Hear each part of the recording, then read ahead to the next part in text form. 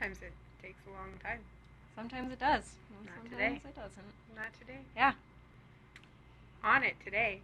Yeah. We're all on it today. Oh, what are we talking about today? Oh, We're not really talking about Paludarium. Kind We're talking about kind of this like glass thing. waterfalls. I don't have like a waterfall package. We don't. Oh well. Yeah. We have like I don't know. No, it doesn't say what you can do with it. We'll just have to show. It doesn't. Okay, hello everyone. Another episode of Wednesday Wisdom here. If this is your first one, we try to do a video every Wednesday at 4, live on here. And it's 4. And it's 4. And we've established that On not a only Wednesday. is it 4 o'clock somewhere, it's 4 o'clock here. It is. That's what we were just talking about. And so the point of these is to do either educational things about animals or about products or just tips and tricks. And today we are doing a tip and trick, which is how to build a waterfall in your terrarium. It's going to be super fun. Yeah. And not only in your terrarium, but today in your Paludarium. Yes. Fancy. Mm-hmm. Fancy word for a half aquarium, half terrarium type vivarium. Yes. How's that? So we're going to start off showing the materials. We're going to show a finished one, and then we're going to go back to the materials and show you how to build it. Yeah. So let's show off what we have here. Here's what we've got. Okay. So we have this mostly empty tank. This is our new Paludarium NT5P. It's 36 inches tall, and it holds like 13-ish, 12, 13 gallons of water, I think. 10-ish gallons, I think. 10-ish plus. There's about 10 gallons in there right now. And it's a pretty cool thing. It's a brand new product.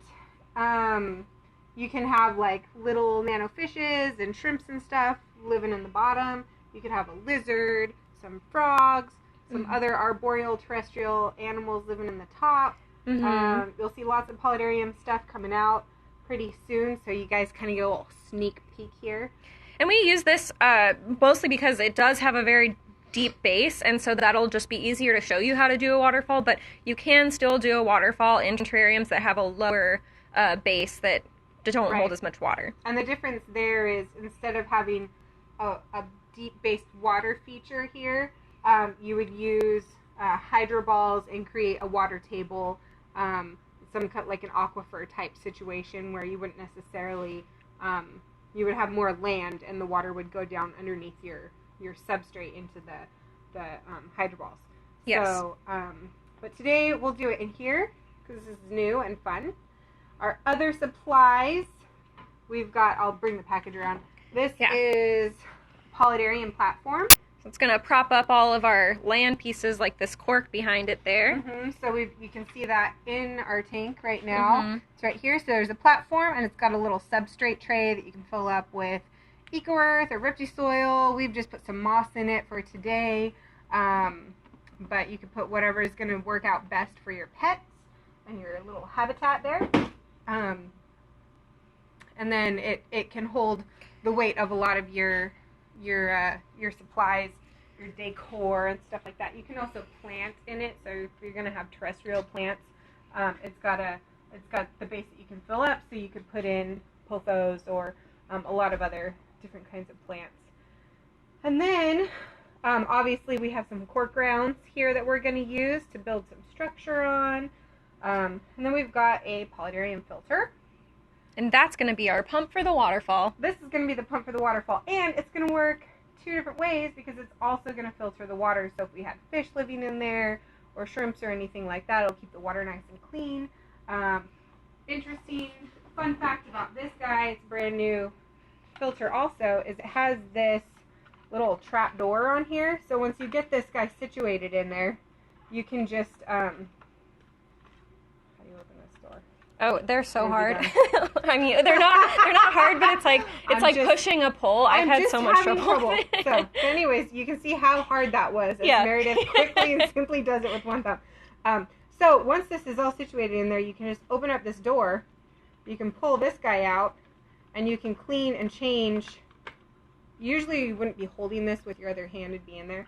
But you can clean the sponges. You can add carbon. You can do all that and pop this guy back in there.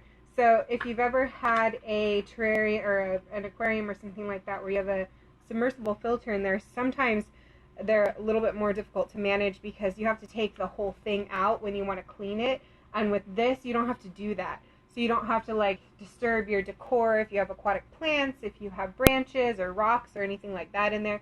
You really don't have to like yank this whole thing out. So or if you have it attached to this complex waterfall, don't have to take it out. Super handy. Yeah. So that's why we chose this filter. It'll filter up to 20 gallons of water, so there's plenty of filtration capacity here, and it's going to help keep that water nice and clean. This is where the water is going to come out, so you can kind of rotate that. We'll probably have it pointed upwards so that we can have the tube go up, but we'll go over that in a little bit. For now, a tube. Yes. We'll hose so that we can lead the water where we want it to go. This is a very simple waterfall that we're going to build today. The other things that you can do, I mean, it's really endless, the possibilities, but live plants and stuff like that. And then once this is all said and done, this tank is actually going to go with Miss Meredith. Yes. Next weekend, not this coming weekend, the following weekend to Sacramento. So if anybody's in Northern California, you can go visit her and this tank that will probably look different. It'll probably look a little better than this, to be honest. Just very bare bones right now. We're doing a quick thing. Yeah. But it's going to be beautiful, and you can go see it at the Sacramento Reptile Expo. Yeah. It's fun. So let's go see that other tank. Yeah, we're going to see a finished one. So that we don't get in trouble. Okay. Into the filming studio. There's Davey over there. Hello. Yes. And then, oh, more to say. Okay, and then here's this fancy already made waterfall that we're going to have in a video very soon. This tank is also going to be at the show in Sacramento. So anybody who wants to go visit it, see it in person, you can do that. And this is an NT2P, and this tank is 4 gallons.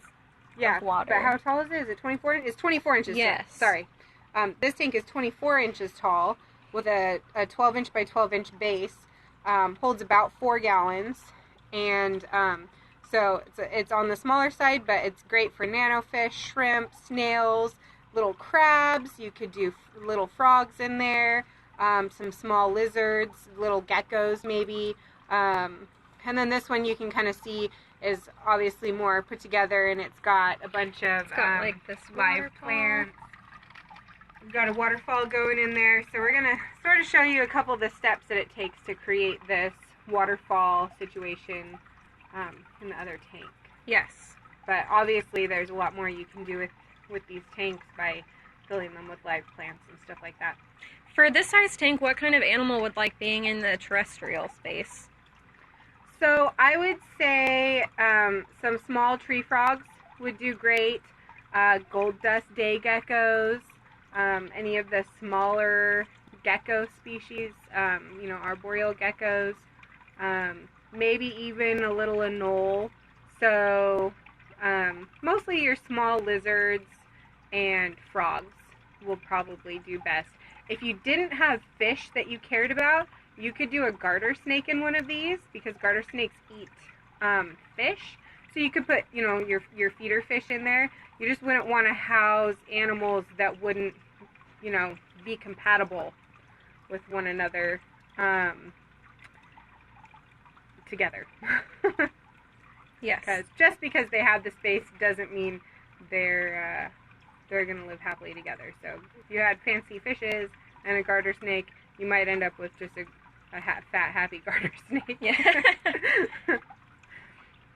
Yeah, so this is what we're aiming towards for the larger enclosure today. And both of the tanks, we've said it before, are going to be at the Sacramento Reptile Show next weekend, along with myself. Along with Miss Meredith. Yes. So everybody can stop by and say hello to the tanks and Meredith. Yeah. All right, so now we're going to get to building. Yay, fun. Following me? I am. A little freaky. Not gonna lie. Alrighty, so here we have the tank. First thing we're going to do, I'm going to start with our tube. And I'm going to try to get this positioned so that then I put the filter in the right spot. We don't have any of these branches secured in here. So one method that people will do is to glue these all in place using aquarium sealant, or there's this expanding foam that you can use that works really well. It's made for ponds, so it's safe for fish and everything. There's a lot of different things that you could do to secure it. Like we said, this is going to be like a really quick demonstration, and so we're not going to worry about gluing any of these things in place right now. So hopefully it doesn't all topple on me. We'll see. We'll find out. So I want the water to come out here from this little cork piece here. So I'm actually going to take it out because it'll just be easier to handle, and sort of feed my tube through. Someone wants to know if this enclosure would work for dart frogs. Most dart frogs, to my understanding, are not the best of swimmers. If you were to put some good platforms into the water, and places for them to climb out, as it sits right now, the water level is pretty far below the tray here, so they wouldn't have an easy time getting from the water up onto the land, and they would really need to be able to do that. So if you had some nice branching, or a method for them to do that, then it might be just fine, but you'd want to have plenty of things in the water for them to rest on if they did go into the water. You'd want to make sure that they could also very easily escape. Someone else is asking where they can get these hollow pieces of wood. Is it real or artificial? These are real, natural pieces of cork bark. So when you buy anything that has a cork in it, like wine or something like that, the cork material comes from these cork oak trees. And we are lucky enough to get virgin cork oak, which means that as the trees are growing, they first grow this bark on it. It doesn't hurt the trees to strip this bark away, but they don't ever use that first bark for like wine corks and stuff. They wait for it to regenerate, and then they strip that and use that. So we get it when it's fresh and new, which is just really cool because it's sustainable. It doesn't hurt the tree, and it's like shedding a winter coat. Like they have one round of cork, and then it gets shed, and then they will produce more. It doesn't hurt the tree. More, exactly. So yeah, this is just cork bark, and this used to be on a branch, and it was removed from the branch. So that's what we have: cork rounds and cork flats, and this is a cork round because it goes all the way around. The flats are usually from bigger parts of the trunk, and so they're not perfectly flat, but the trunk was a very large piece, and so taking portions of that makes it just maybe slightly domed a little bit, and but the cork rounds make really great terrarium decor. Really, really awesome. And really great waterfall making materials, which for those of you that are just joining in, didn't see our announcement about this before, we're trying to demonstrate. We're doing our best to demonstrate how to make a waterfall in a terrarium using a cork round. A waterfall. So what we've got is I put the tube through this piece, and then I'm going to feed the tube back behind my other decor down into the water, because that's where I'm going to put the pump.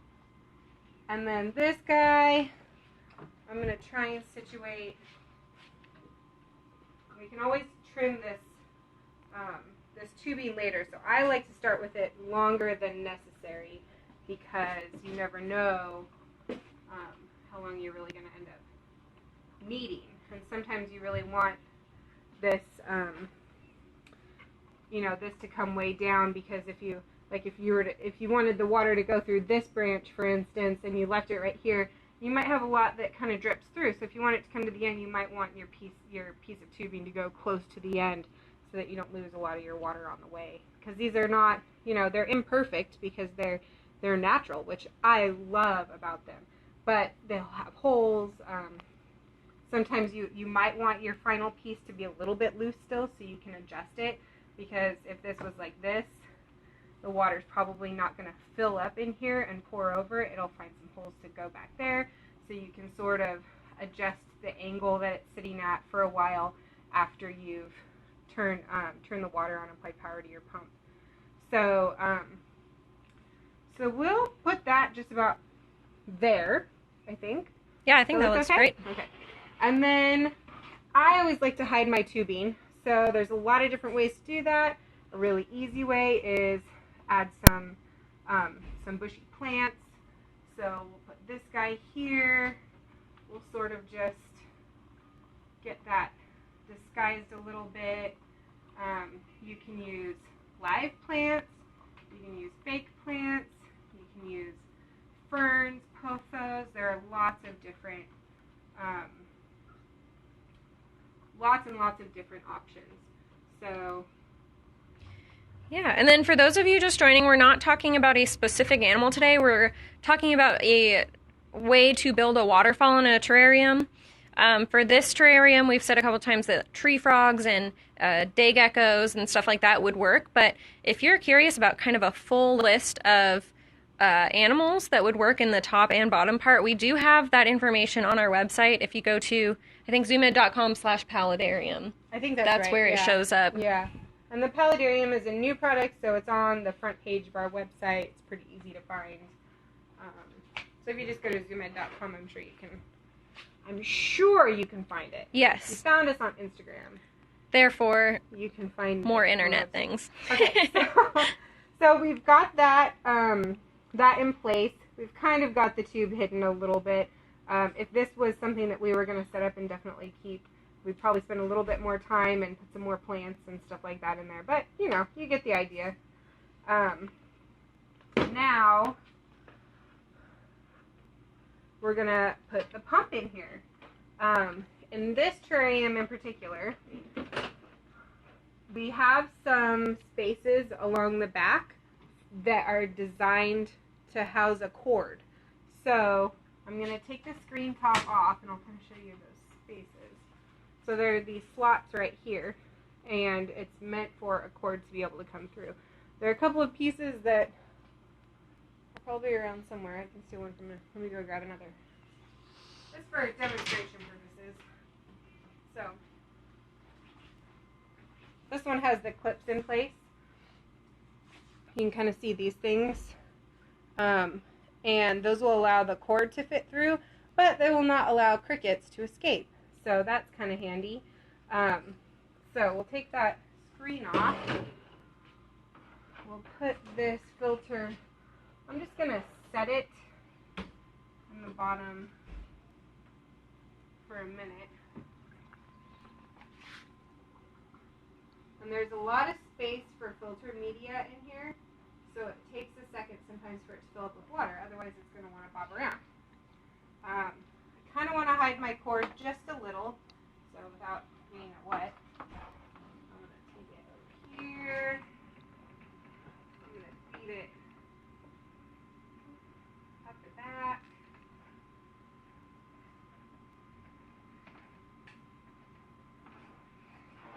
This filter is fully submersible, so it's fine for the cord to be getting wet. And then we're going to feed that guy out to the back of the tank so that that's where we'll plug it in. Now that this is in here, we're going to attach our hose. Can you see it, Meredith? Yeah. Okay.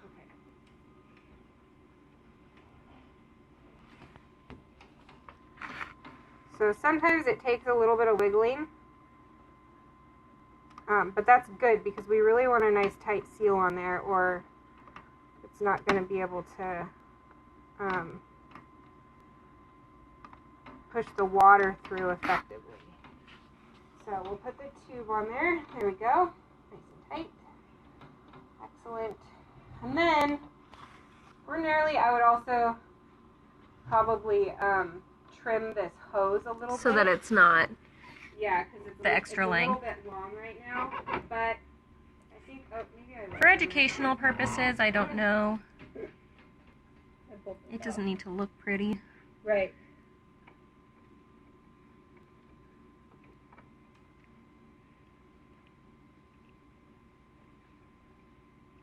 And so someone wants to know what kind of fish you would pair with an amphibian in this kind of tank where the amphibian wouldn't eat the fish. You know what? That honestly depends entirely on the species. Like, there are some frogs that eat fish, and they may not be too picky about which fish. Some frogs will eat anything that fits in their mouth, pretty much. So, you would want to pair it with a fish that doesn't fit in its mouth. Yeah.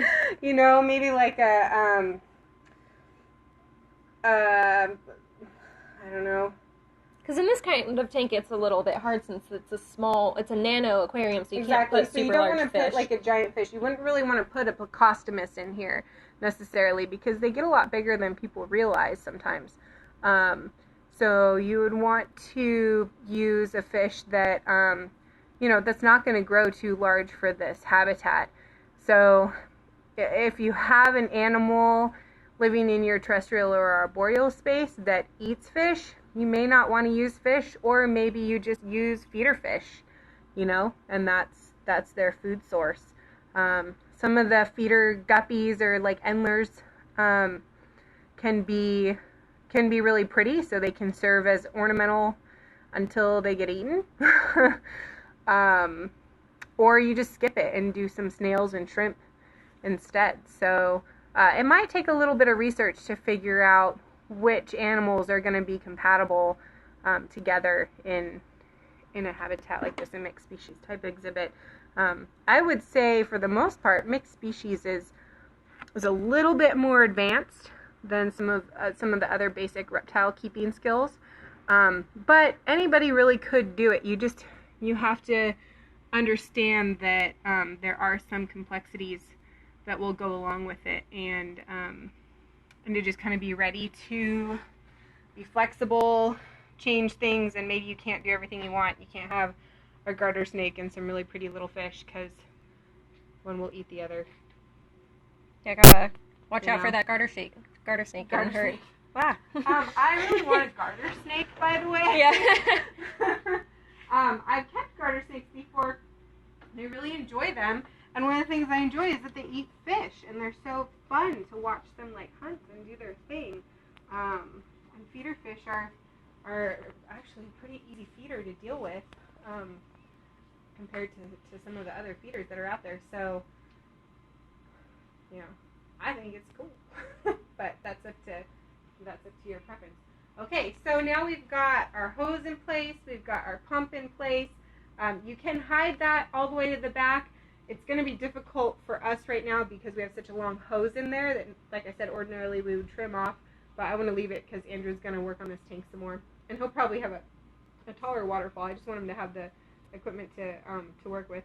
So now I think we plug it in, yeah?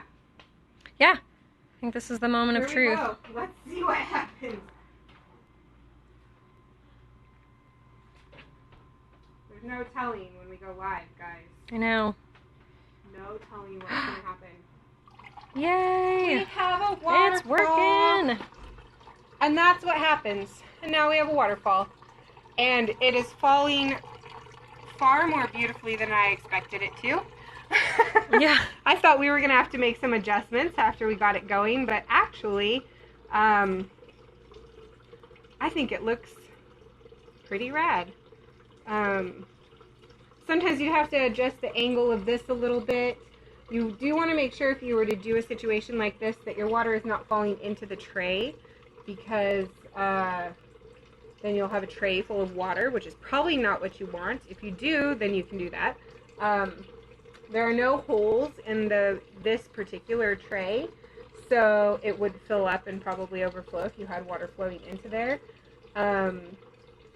But maybe that's what you want. Maybe you want like a swampy kind of situation up in your tray, which there are animals that love that swampy area. So again, there's really no right or wrong way. Sky's the limit. You can try different things. Be creative. Yeah. And in my time doing reptile care, working in pet stores and everything, that's probably one of the most, to me, it's one of the most rewarding, most fun parts of the job is being able to create habitats. But it's also one of the hardest things for a lot of people to grasp because they're afraid, well, I'm going to do it wrong. But you know what? There's no wrong.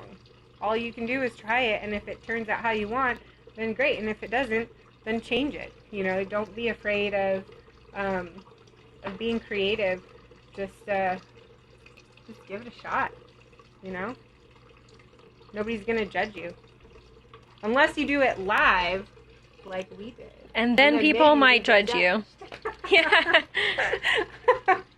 There's always a risk. So we had an unrelated but interesting question. Someone wants to know if they would like to wrap their car in a ZoomEd ad. How do they go about doing that? That is a really great question. Yes. Not one that I know an answer to.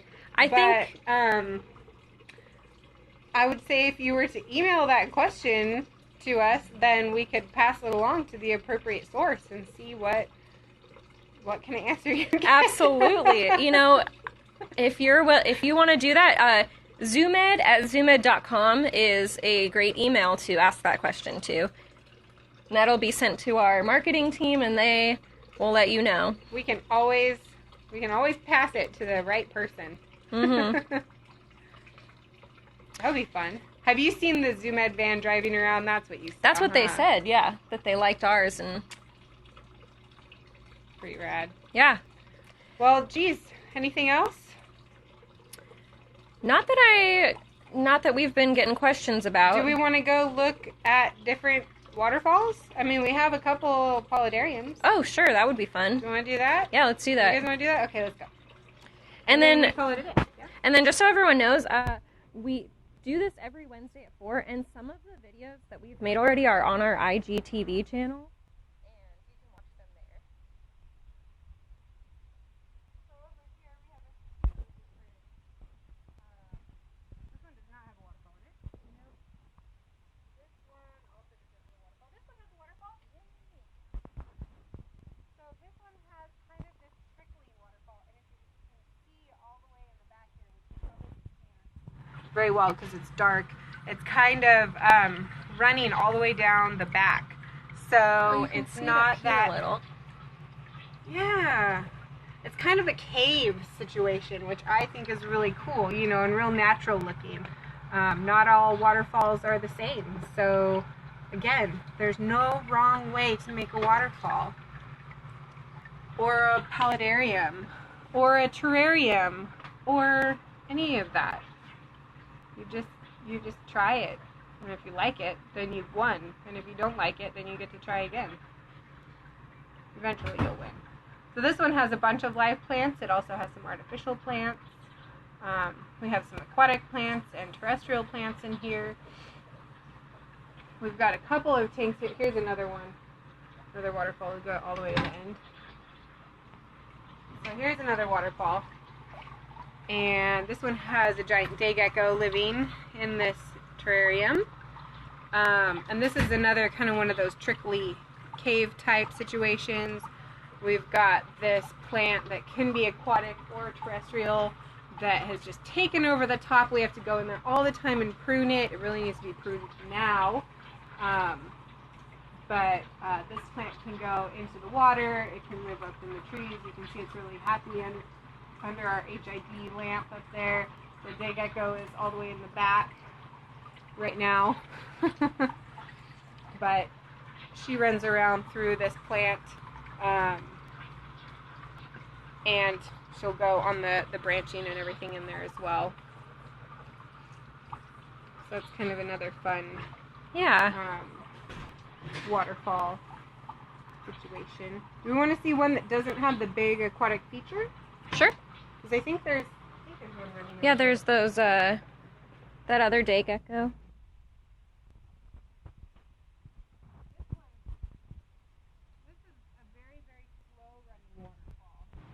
And I don't know, it's hard to tell that this water is moving, but it is actually flowing through this Java moss here. And